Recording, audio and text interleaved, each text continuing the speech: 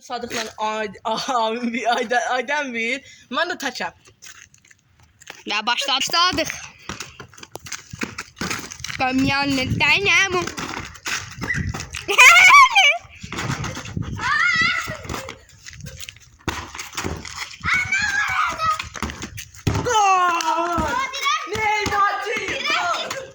Gol da.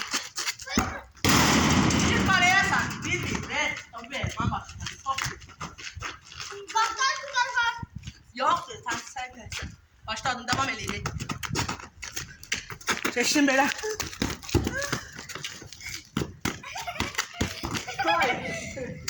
Başladım. Tez ol. Bak tez ol. Ay sen benim videodu bu. Ha.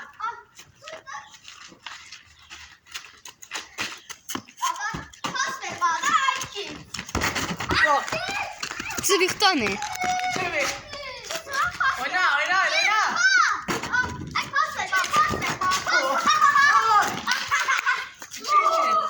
Şahlarla başa çıxanmır bizdə. Hadi.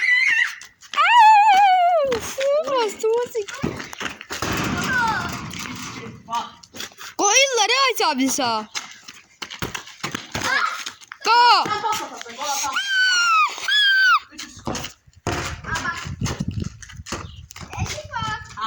Yok.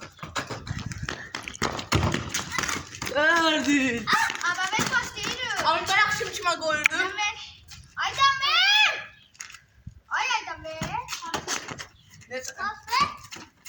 Lisa'da kalsın. Şimdi dəqiqədəyik.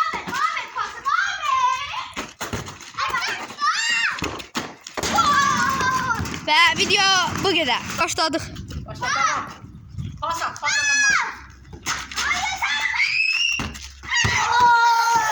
Yanlışlık yaptınız ve Samil onu gola çevirdi. Oyna. Sen pas atan varsın, sen gol atan varsın, sen pas at.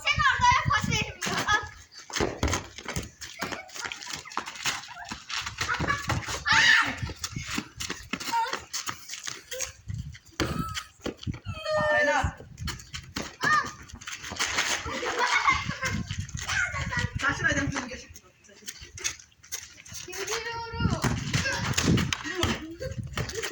Pardon.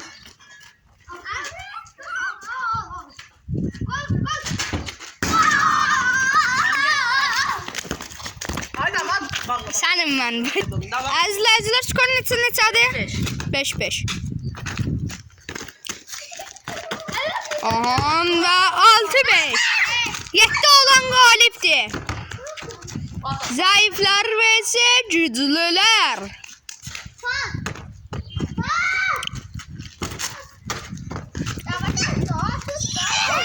Oyna.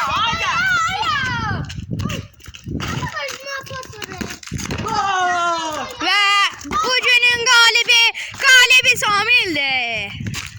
Sağ olun dostlar.